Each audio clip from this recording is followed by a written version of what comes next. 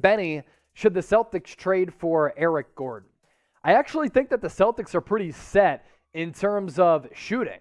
That Danilo Gallinari deal, one of the biggest steals during the entire offseason, $6 million per year for a still high-level three-point maker is sensational. I think he took less because he understood, look, the Celtics have a need for a shooter. I can go there, get a lot of run as either a starter or a bench player. I'm interested to see what Ime Udoka does with that starting five because you have to figure out what's going to go down between Malcolm Brogdon as well as Marcus Smart. But you have Danilo Gallinari. You brought in Malcolm Brogdon. So I'm not sure that the Celtics going to need to trade for Eric Gordon. He's also very, very expensive. So I'd rather go with the value of Gallinari as compared to going after another shooter, which kind of clogs up the rotation to a certain degree with Eric Gordon, who's set to make a base salary of about $20 million this upcoming season. Scotty Lewis, which backup center should the Celtics sign in free agency? Thanks, and go Celtics. Right now, the best options, thin. LaMarcus Aldridge, DeMarcus Cousins, Hassan Whiteside is still out there as well. The center market really not all that deep. So when you look at the Celtics, they don't really have a lot of options out there in free agency. Enes Kanter Freedom, I don't think they're going to bring him back. He's certainly up there, though, among the top centers still available. Robert Bruce, the real OG. Hi, Coop. Hey, Chase. Hey, Robert. Do you think the Celtics start Brogdon and move Marcus Smart to the second team and Horford backs up the Time Lord? I actually don't hate that starting lineup, Robert, of having both Horford and Robert Williams. They can be menacing on the defensive end of the floor. Long switchability. Robert Williams looked to be one of the best rim protectors in the NBA throughout the playoffs, and that was with him probably playing at about 70%, 80% because of that lingering knee issue. Now, he's had some knee problems and injury issues. There's no question about that. But when I think about bigs right now and the value of them, guys who can't shoot, a lot of them don't have value. But if I am trying to identify a big who does have value in today's shooting-happy NBA, I would look at Robert Williams as the prototype. Switching, defense, length, athleticism, good floor runner who has a really good basketball IQ and is an underrated passer. So I would actually start Horford and Robert Williams. As for what Ime Udoka is going to do with the starting point guard spot, is it going to be Brogdon off the bench? Is it going to be Marcus Smart? Your guess is as good as mine.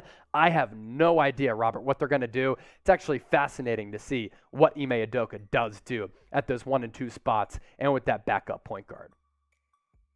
Steve Wilson, last question in this mailbag. Could the Celtics use a trade-level exception for a reunion with Kelly Olynyk? They have been in the market for some bigs throughout the offseason, and a reunion with Kelly Olynyk isn't a terrible idea. You already have the defense, as I talked about earlier, with Robert Williams and Al Horford. So if you want a shooting-happy big, you could go that route with Kelly Olynyk and use your trade-level exception there. And that would be a valuable resource to use at your disposal. Olynyk, pretty solid player for a playoff team. Obviously, a few years ago, I think it was against the Washington Wizards in that series against Bradley Beal and John Wall. Olynyk helped win that Game 7, I believe, because he went off from 3. This guy is a guy who you can play in a playoff series. Stretches the floor, knocks down some threes, is really just gritty, and that fits the mold for what Boston is looking for, both with the grit and the attitude, a familiar face, but also the on-court fit as well. Who would you rather have over the next 5 years?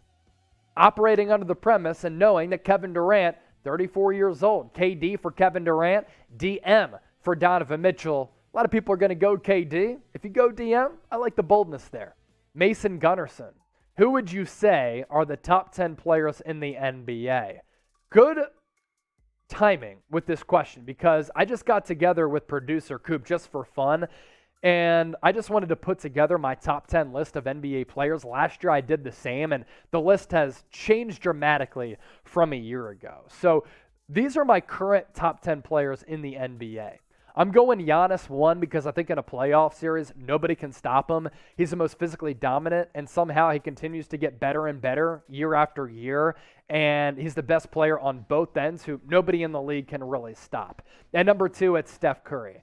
Some people might argue that. How do you argue it when he's won 4 championships, tied with LeBron James, just won his first NBA Finals MVP, probably should be 2, and in the playoff series, he can be your go-to guy, bail you out offensively, great leader, underrated defensive player, and in the NBA Finals, if it weren't for him, the Warriors would have been cooked. Number 3, Kevin Durant, still elite. LeBron James last year could have won the scoring title if he didn't miss more time. He was right there with Joel Embiid. Luka Doncic, bona fide number 5 guy. No team wants to see him in a playoff series. Just led the Mavericks to the Western Conference Finals. He's a problem, and if he's in better shape, look out. Number 6, Joel Embiid. I think he's better than the Joker. I understand that the Joker has won back-to-back MVPs, and Embiid has finished second both years, but I think that Embiid is more dominant.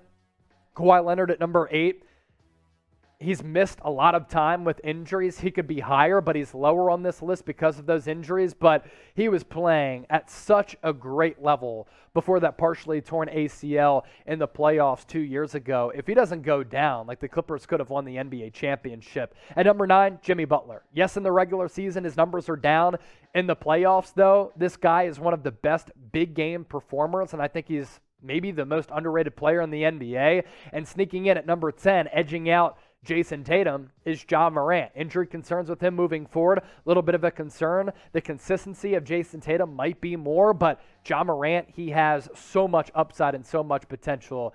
That is my top 10 list. Let me know what you think of it in the comment section. Toad French, do teams shy away from trading with Danny Ainge because of how lopsided his trades are?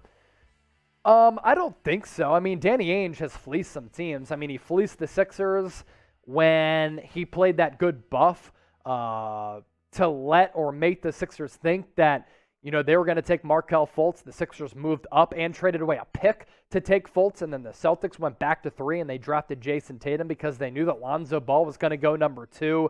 We acquired Kevin Garnett, Ray Allen. That was a really good trade. So he's made good trades, but that's to his credit, right? And we'll see what happens with Donovan Mitchell.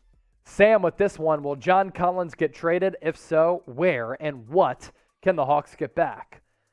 John Collins is a solid player. He's actually on a pretty decent deal. He got that deal last year, which pays him between $20 and $25 million. I forget exactly what he's getting paid. But for a player who can give you 15 to 20 points per game, block shots, throw down some oops, play some good defense, insane athlete, offer some value, you can get some picks back. You can get some solid players back. Just curious what the Hawks' plan is. They traded away 2 shooters in Gallinari as well as Kevin Huerter. I understand that, you bring in DeJounte Murray, and that's awesome and all. Does it mean that they want to play DeAndre Hunter a little bit more, who's a good young player? Maybe, but I'm just confused by what the Hawks are doing. They could look to trade away John Collins as well.